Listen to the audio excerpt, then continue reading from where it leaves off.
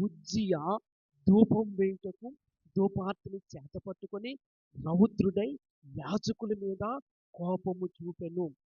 యెహోవా మందిరములో ధూపపీఠము ప్రక్కన అతడు ఉండగా యాజకులు చూచుచుండగానే ఉన్నప్పుడు అతని నొసట కుష్ఠరోగము పుట్టెను.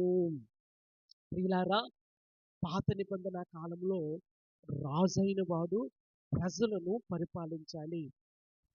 యాజకుడైన వాడు దేవునికి పరిచర్య చేయడానికి దేవుని మందిరంలో ప్రవేశించి దేవునికి ధూపము వెయ్యాలి. అది యాజకుని పని. రాజు చేయాల్సిన పని రాజు చేయాలి.